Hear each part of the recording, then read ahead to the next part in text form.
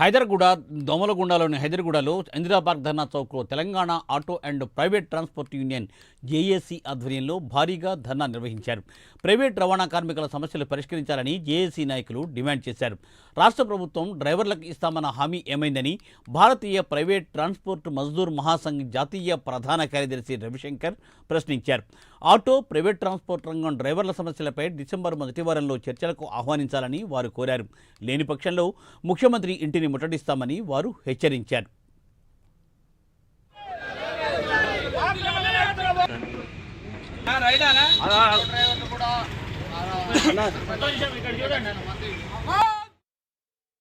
Auto union general secretary.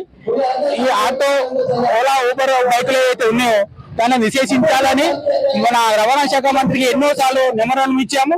Memorandum ఇచ్చినా కానీ ఎలాంటి స్పందన లేదు.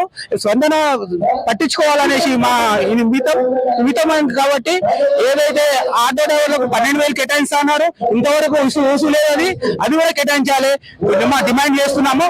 ఇంకోటి ముఖ్యంగా డీసీఎంలకు నో ఎంట్రీ చాలాన్లు బాగా రాస్తున్నారు. ఒకటే పోలీస్ స్టేషన్ పరిధిలో 2-3 చాలాన్లు రాస్తున్నారు. అది రాయకూడదని నా యొక్క విన్నపం. ఇంకోటి డీసీఎం వాహనాలకు పార్కింగ్ ప్లేసులు లేవు. పార్కింగ్ ప్లేసులు ప్రభుత్వమే చూపించాలని కోరుతున్నాను. నేషనల్ హైవేల మీద దారి దోపిడీ చాలా ఉంది. హైవేల మీద దారి దోపిడీ చేయాలని కోరుతున్నాను. ఇంకా చాలా సమస్యలు ఉన్నాయి.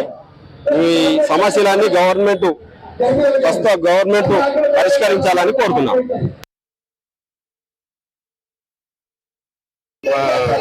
Greater Hyderabad school van driver general secretary. స్కూళ్ళ దగ్గర పార్కింగ్ సౌకర్యం కల్పించాలి. అలాగే ఆటోలకు ఓలా ఊబర్ బైకులని బంద్ చేయాలి. ఎందుకంటే ప్రతి స్కూల్ దగ్గర ఆటోల వ్యాన్ల ఎక్కుతుంటే కూడా చాలా రాస్తున్నారు, ఫోటోలు తీస్తున్నారు. అది కూడా బంద్ చేయాలి. కానీ కనీసం పార్కింగ్ రోడ్డు మీదనే స్కూళ్ళు ఉంటాయి, కనీసం ఆటోలు వ్యాన్లు ఏడబెట్టాలి. అసలు లేనే లేదు, ప్లేసే లేదు ఎక్కడ.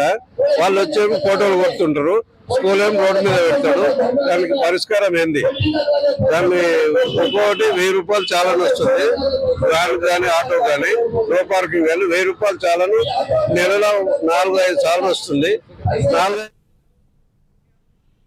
రైట్. సీఎం రేవంత్ రెడ్డి హైదరాబాద్లో మీడియాతో మాట్లాడుతున్నారు. ఇప్పుడు ఆ లైవ్ చూద్దాం.